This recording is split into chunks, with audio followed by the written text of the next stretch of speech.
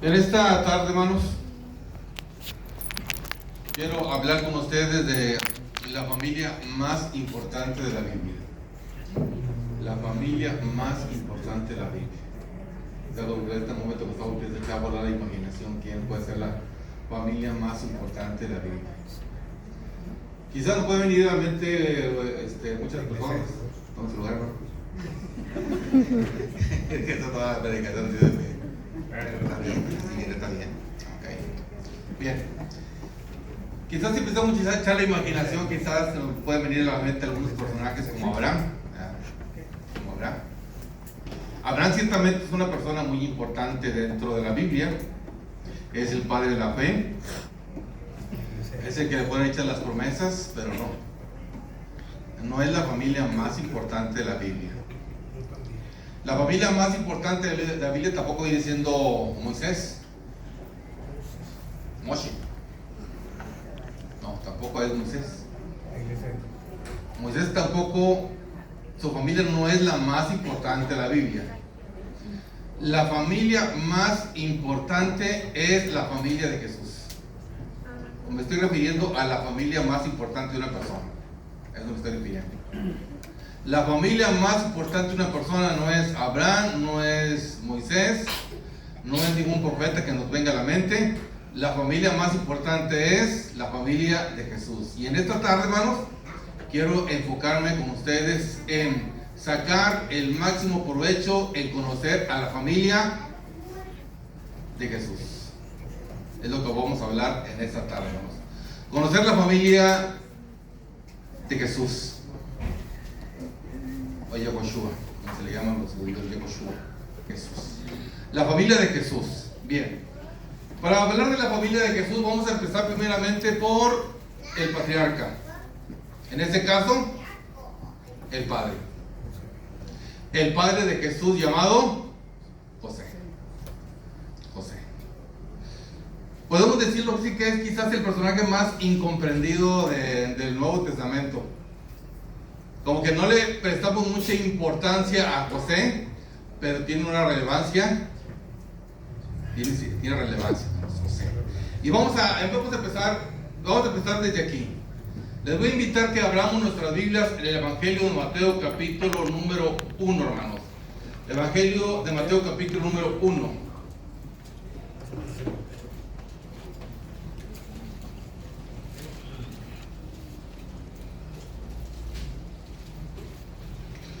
El Evangelio de Mateo capítulo número 1 empieza con una genealogía. Y quizás ustedes se puedan empezar a preguntar, bueno, ¿qué tan importante es la genealogía? Quizás alguno le diga, bueno, esto como que es obsoleto. Me voy a brincar la genealogía y me voy a pasar a lo que yo considero lo más importante y nos brincamos la genealogía. Pero el hecho de que Mateo haya puesto la genealogía tiene un propósito. ¿Cuál es el propósito? Demostrar a los judíos que Jesús es el Mesías, anunciado por los profetas, y que a él le corresponde la corona, el reinado. Recordemos, hermanos, ya en otras ocasiones he explicado que el pueblo judío dejó de tener rey desde el año 586 antes de Jesús. El último rey fue Sedecías. Fue el último rey judío 586. De ahí en adelante el pueblo judío no volvió a tener rey. Estaba en su tierra, pero no tenía rey. Hasta que lamentablemente en el año 37 se apoderó del reino un no judío, un idumeo llamado Herodes, que se hacía llamar el rey de los judíos. Y los judíos obviamente no lo querían porque obviamente no provenía de la línea de David, sino que era un extranjero impuesto por los romanos. Y Mateo tiene el propósito en demostrar que Jesús, el hijo de José y de María, es descendiente legítimo de la dinastía davídica a la cual le corresponde el reinado. Por eso es que empieza a explicar la genealogía desde Abraham, pasando por David, a quien David pretendió hacerle una casa a Dios, y Dios le dijo: tú no me vas a hacer casa a mí, yo soy el que te voy a hacer casa a ti, y nunca te va a faltar hijo en el reino. Eso viene en 2 Samuel capítulo número 7. Por tal motivo, la genealogía del capítulo número 1 pasa con ese propósito: demostrar que Jesús, el hijo de José y de María, es descendiente legítimo de la corona, es el verdadero rey, es Shilo, de Génesis capítulo 49, que significa aquel cuyo es lo que significa la palabra Shilo, aquel cuyo es el reino, a que le corresponde la corona. Ese es el objetivo de Mateo. Por esa razón, Mateo presenta la genealogía desde Abraham, pasando por David y llegando hasta Jacob, que es el padre de José, llegando a José, y José es el padre putativo de Jesús. Recalcamos, José enfatiza de que Mateo enfatiza de que José, el padre de Jesús, es descendiente directo de David. Por tal motivo, su hijo Jesús le corresponde la corona. Esto lo empezamos a ver en Mateo capítulo número 1, hermanos, donde dice, versículo 15, la parte final: y Matán engendró a Jacob, y Jacob engendró a José, marido de María, de la cual nació Jesús, el cual es llamado el Cristo. Entonces, ese es el objetivo, que ya lo expliqué. Ahora bien, entonces ese es su objetivo: demostrar que Jesús le corresponde a la corona por ser hijo de José. José es descendiente directo de David. Pero hace una aclaración. Mateo hace una aclaración. José es el padre de Jesús, padre legal de Jesús, pero no es su padre biológico. No es el padre biológico, es padre legal de Jesús. Jesús nació dentro de un hogar, dentro de una familia, con un papá y una mamá, un entorno familiar. Así nació Jesús, con su padre putativo, en ese caso es José. Sigue diciendo la Biblia, hermanos, aquí en Mateo capítulo número 1. Dice versículo número 18. Aquí es donde Mateo empieza a ser claro acerca de la descendencia davídica de José, que le pasa a Jesús por ser su hijo legal, mas no biológico, y aclara de que esto es el cumplimiento de una profecía. Entonces Mateo se va a mover de acuerdo a la escritura. O sea, no es algo que se esté sacando de las mangas, no es algo que esté inventando, es algo que él tiene que sustentar por medio de la ley y los profetas. Entonces empieza a hablar de Jesús de la siguiente manera. Versículo 18 dice: y el nacimiento de Jesucristo fue así, que siendo María su madre desposada con José. María estaba desposada con José. Bien, el matrimonio judío, hermanos, constaba de dos partes. La primera parte del matrimonio judío constaba de una ceremonia llamada el Kiddushin, así le llamaban los judíos. El Kiddushin. Las bodas judías constaban de dos partes. La primera era una ceremonia llamada el Kiddushin. El Kiddushin era donde se casaban legalmente el hombre y la mujer. Los dos estampaban su firma en un documento llamado, si mal no me equivoco, era el Ketubá. Era el documento que ellos firmaban. Y en ese momento el hombre le daba un anillo a su esposa. A partir de ese momento, el famoso Kiddushin, que los traductores de la Biblia lo tradujeron como desposorio, en ese momento legalmente estaban casados. Legalmente estaban casados. No es que estuvieran comprometidos. Por ejemplo, aquí hay comprometidos. Yo sé que hay comprometidos, ¿verdad? Hay comprometidos. No están legalmente casados, hay comprometidos. Pero en la cultura judía se casaban legalmente, y la primera parte era el Kiddushin, donde el hombre le entregaba un anillo de garantía a su esposa como arras, como garantía de que va a ser su esposa, y ya estaba legalmente casado con ella. Y luego después es la ceremonia en la cual se consumaba el matrimonio, es decir, que el hombre y la mujer se juntaban. En este caso,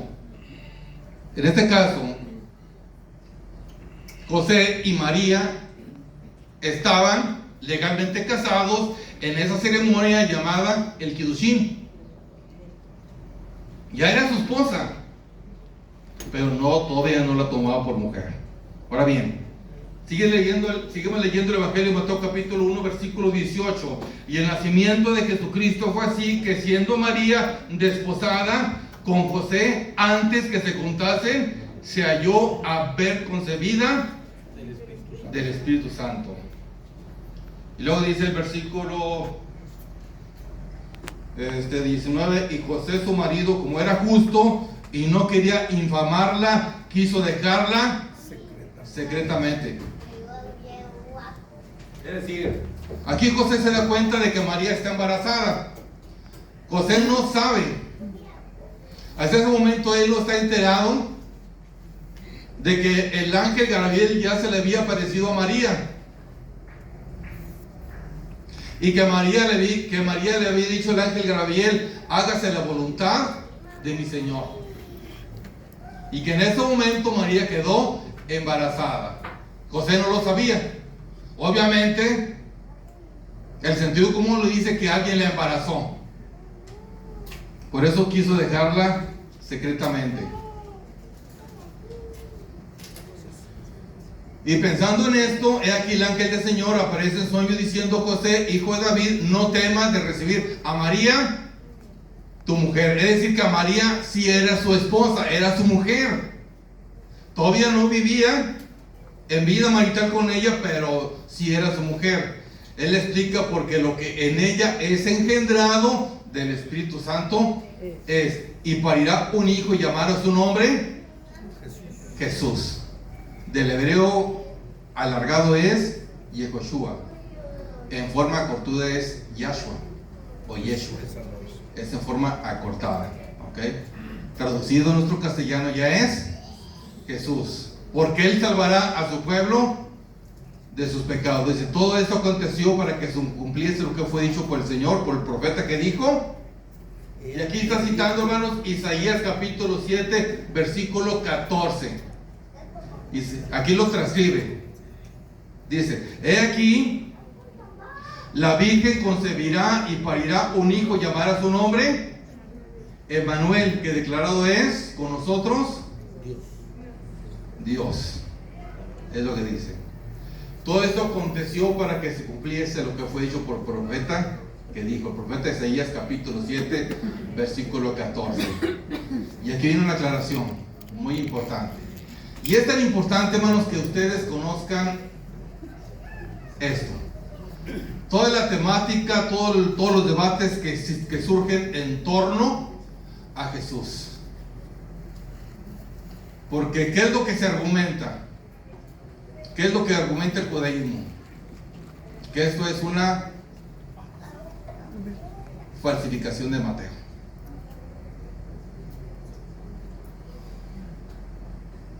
Los rabinos dicen que esto es una falsificación de Mateo.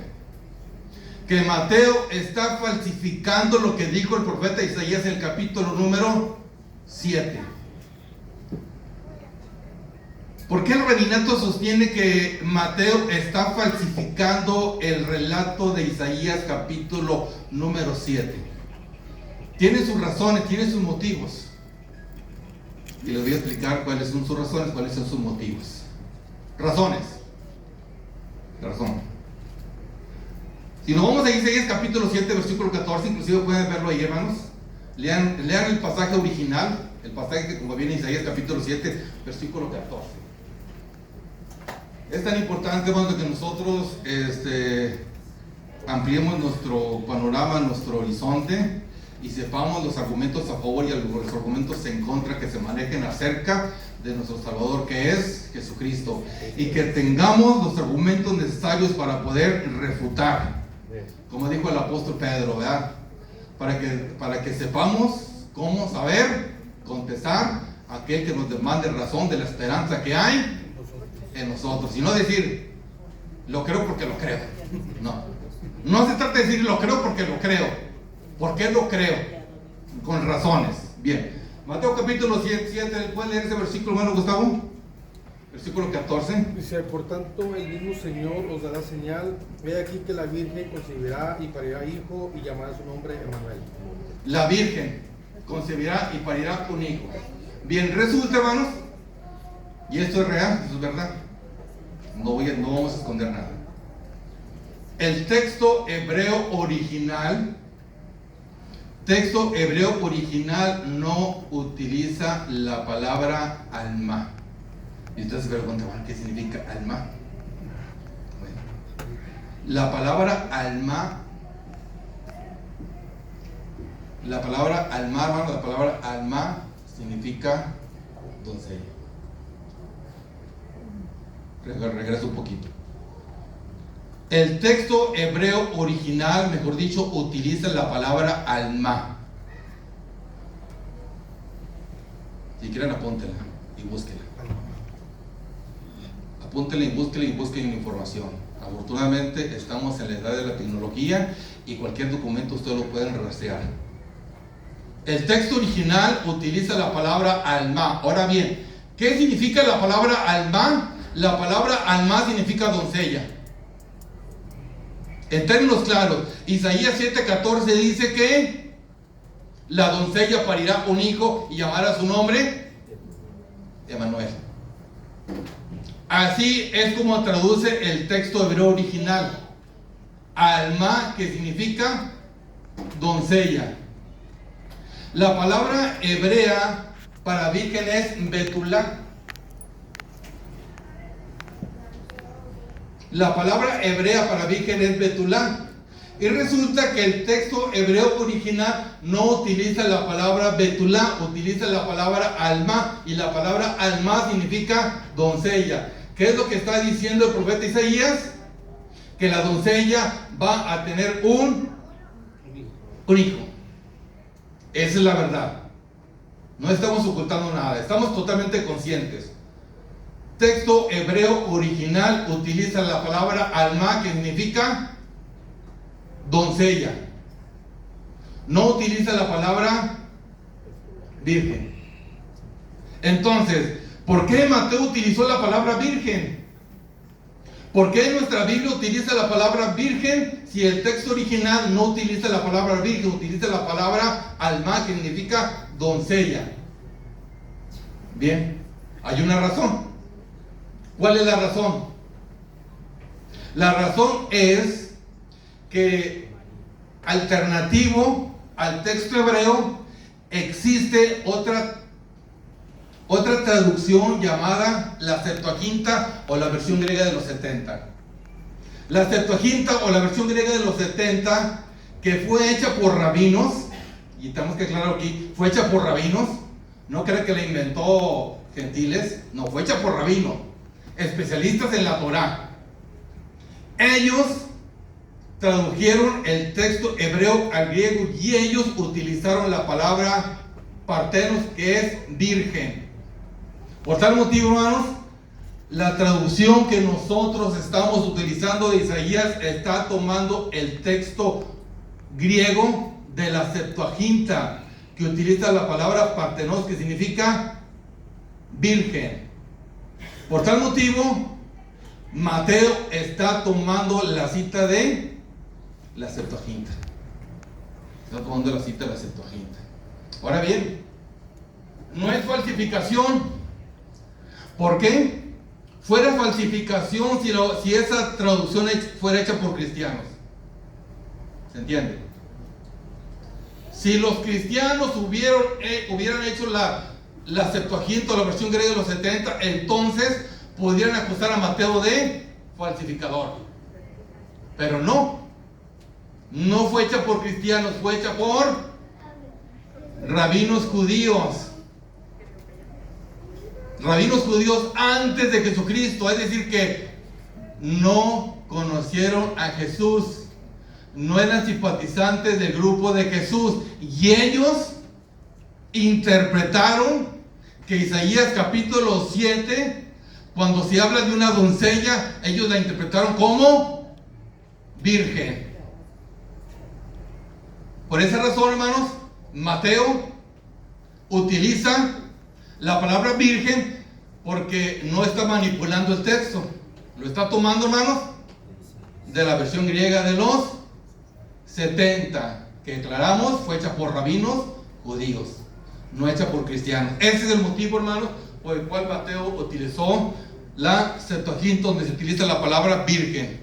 Por esa razón, hermanos, es que él está diciendo, está sustentando su cita de Isaías de la versión griega de los 70. Ahora, ese es el padre de Jesús.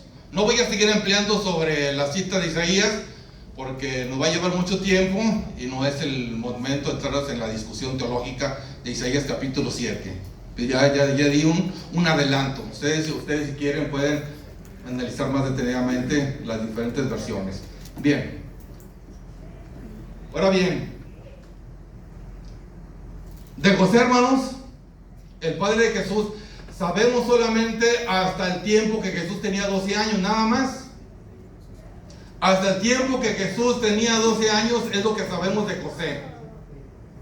Cuando el Señor Jesús estaba en su ministerio, José desaparece de escena.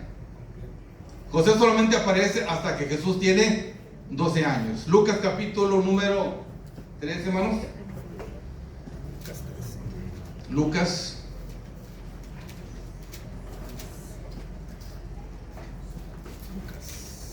capítulo 2, perdón, Lucas capítulo 2. Lucas capítulo 2. ¿Ya lo tienen ahí, hermanos?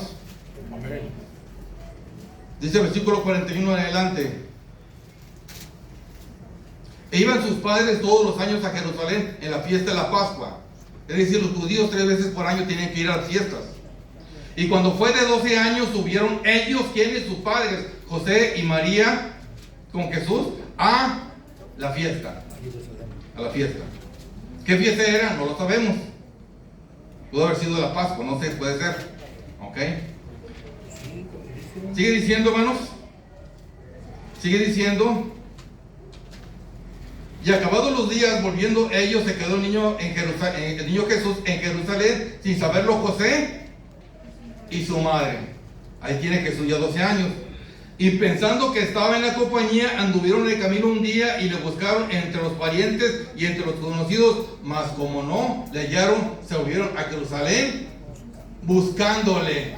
Es decir, Jesús se les perdió. Se acabó la fiesta, ellos se regresaron y ya cuando iban mucho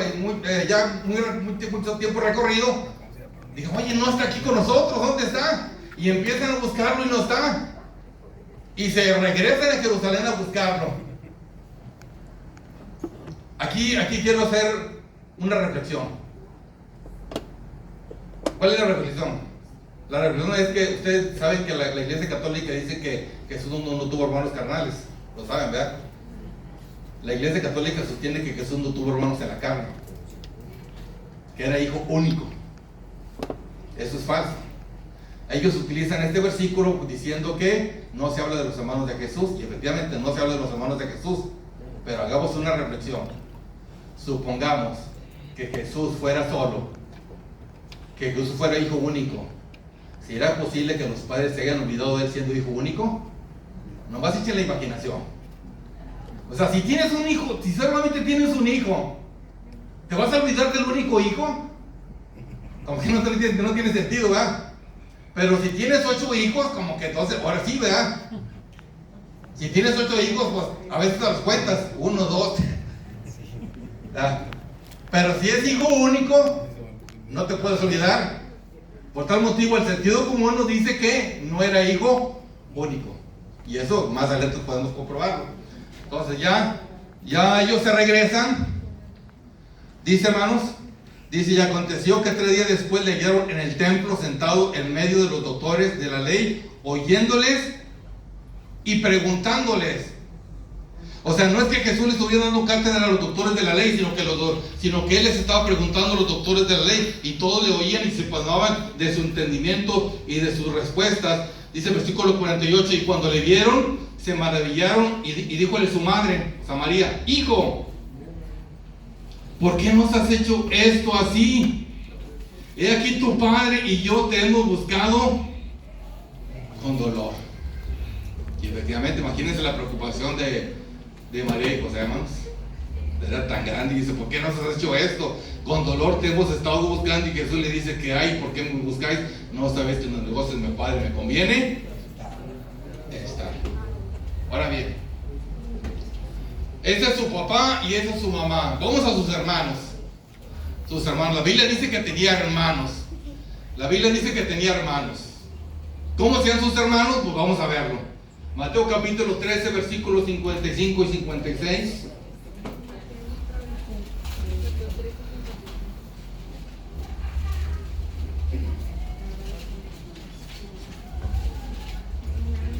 Mateo 13, 55 y 56.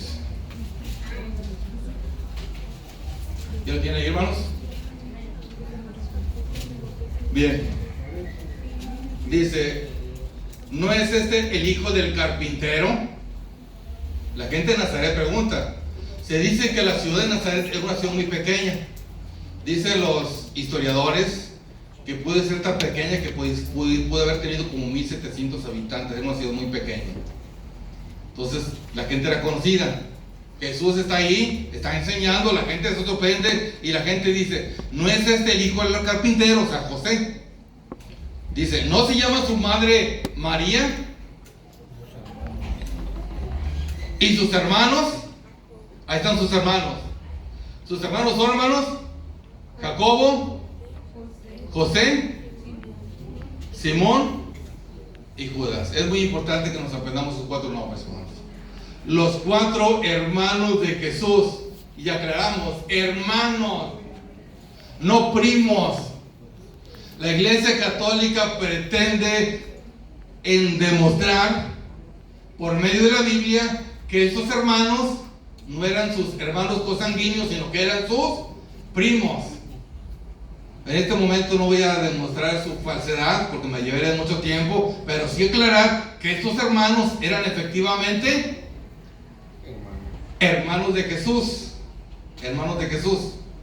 que eran Jacobo, José, Simón y Judas. Y luego dice el 56, ¿y no están todas sus hermanas con nosotros? ¿Qué quiere decir esto, hermanos? Que tenía 4 hermanos varones, Jacobo, José, Simón y Judas, y que tenía mínimo 2 o 3 hermanas. 2 o 3 hermanas. ¿Cómo se llamaban? ¿Quién sabe? No sabemos cómo se llamaban porque los evangelios no dicen. Aquí les voy a aportar un dato interesante, hermanos. Les voy a aportar un dato interesante, pero es un dato histórico. Dato histórico. No es un libro apócrifo, es un dato histórico que aparece en un historiador cristiano llamado Hegesipo. Y ustedes, yo los invito, hermanos, yo los invito que se instruyan, que apunten y que busquen, que investiguen. No se crean lo que yo les digo. Si crean, no me crean a mí. Ustedes simplemente verifiquen los datos. Pero existió un historiador cristiano de origen judío de la mitad del segundo siglo llamado Hegesipo. Hegesipo vivió aproximadamente entre el año 140 a 150 y él vivió en Judea y fue el historiador del cristianismo. Los documentos originales de él no los tenemos, pero tenemos los documentos de Eusebio de Cesarea, que en el año 330 escribió un documento llamado Historia Eclesiástica. Y en Historia Eclesiástica, capítulo número 3, transcribe un dato que nos da Hegesipo, y Hegesipo nos dice que las hermanas de Jesús se llamaban Salomé y Susana. Es el dato que aporta Hegesipo. Dato de un historiador judío del segundo siglo que aporta que sus hermanas se llamaban Salomé y Susana. Y otro dato muy importante, Hegesipo sostiene que José sí tuvo vida marital con María. Ahora bien, entonces, esta es la información bíblica y extrabíblica que tenemos acerca de los hermanos de Jesús. Jacobo, José, Simón y Judas, sus hermanas, no se nos da el nombre. Un historiador cristiano es el que nos da la información. Esto vamos a dejarlo como, ¿cómo podemos decirlo así? Posibilidad. Ok. Perfecto. Dato interesante. Los hermanos de Jesús no eran sus discípulos.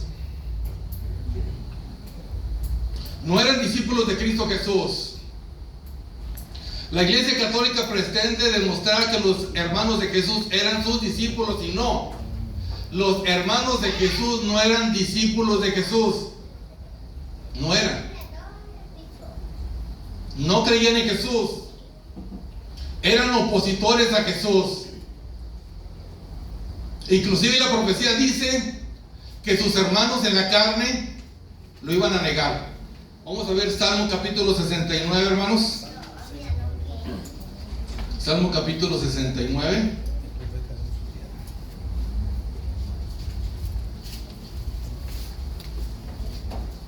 Salmo capítulo 69, versículo número 8 y 9.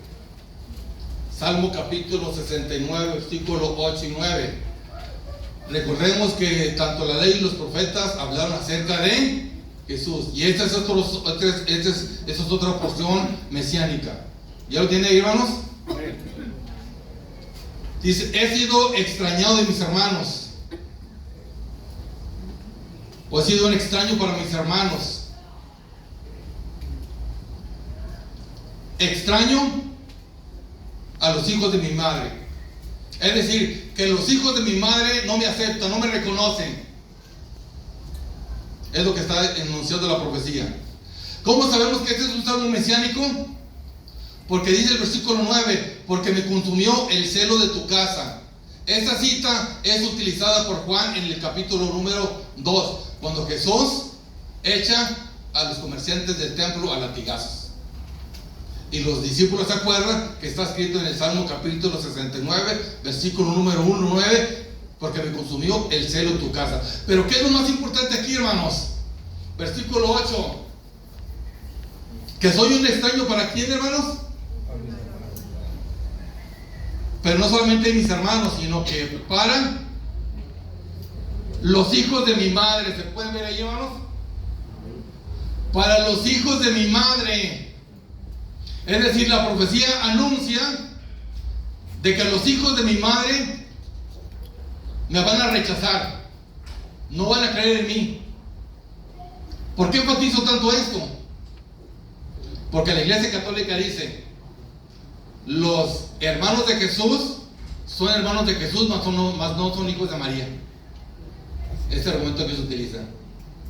Una cosa es que sean hermanos de Jesús y otra muy distinta que sean hijos de María. Y ellos dicen, en todos los evangelios a los hermanos de Jesús nunca se les llama hijos de María. Pero si nos vamos a la cita de Salmos capítulo 69 versículo número 8, hermanos, dice, los hijos de mi madre. En pocas palabras, Jacobo, José, Simón y Judas son hijos de su mamá. ¿Se entiende, verdad? Son hijos de ella. Son hijos de ella. Bien, ¿qué otra cita tenemos para saber que los discípulos de Jesús no creían en él? Evangelio de Juan capítulo número 7, hermanos. Evangelio de Juan capítulo número 7.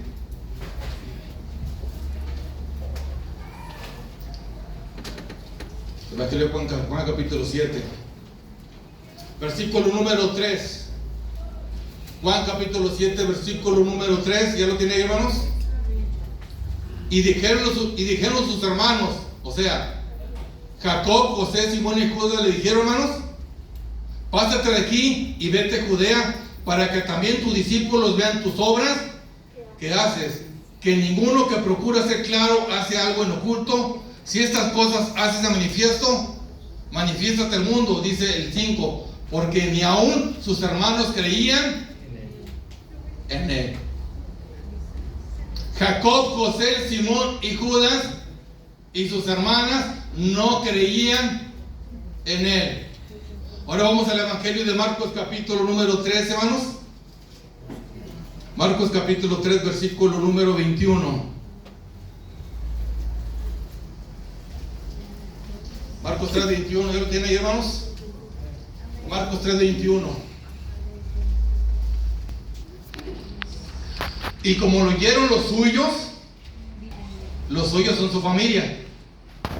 Jesús está predicando en una casa, las multitudes se agolpan, las multitudes quieren escuchar a Jesús. Sus hermanos y María se dan cuenta de que Jesús está allí predicando, y dice la Biblia, hermanos, que los suyos van, ¿con qué propósito?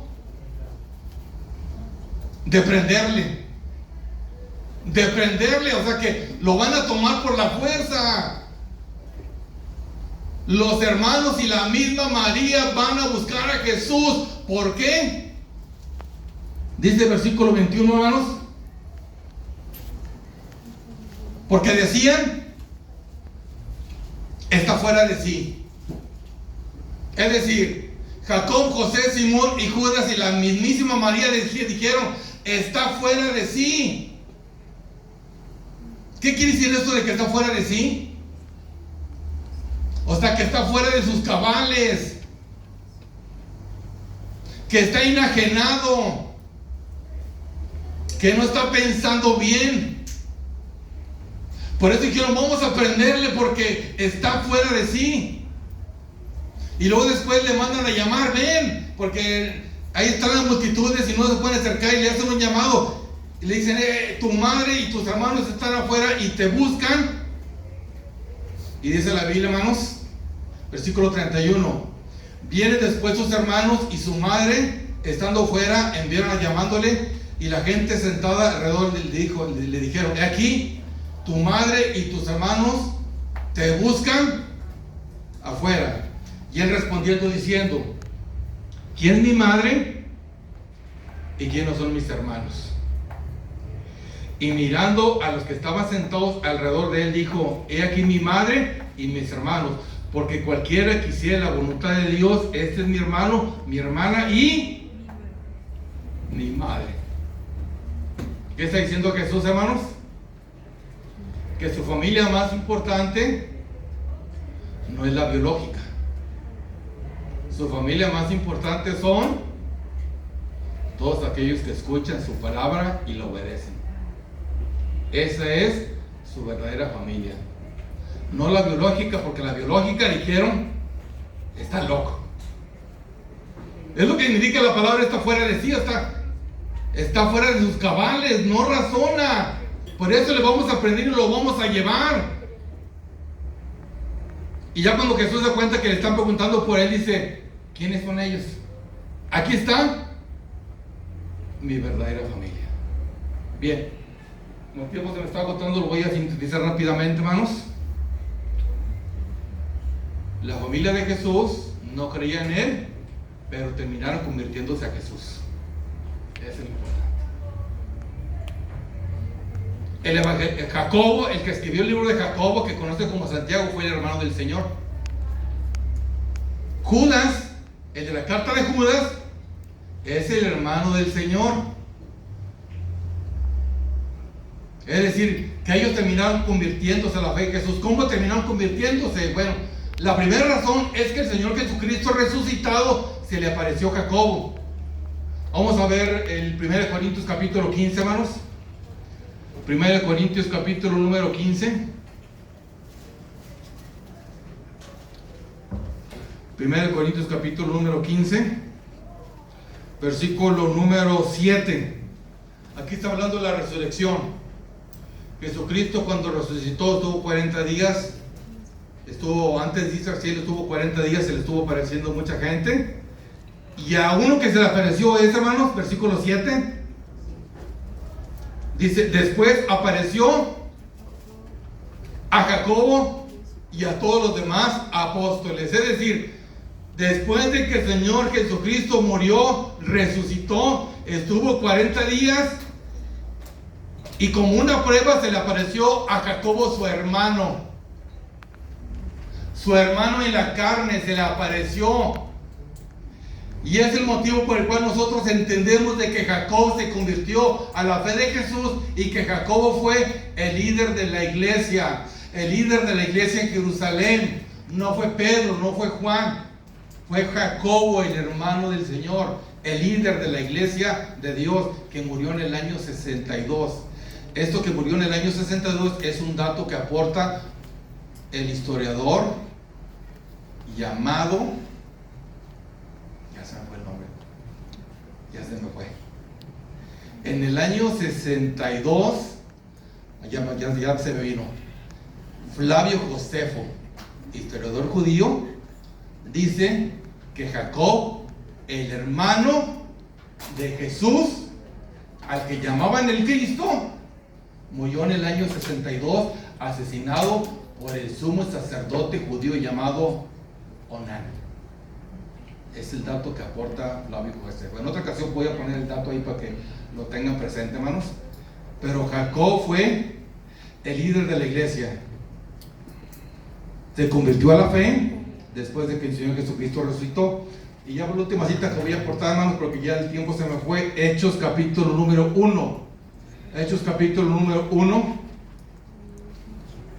Hechos 1.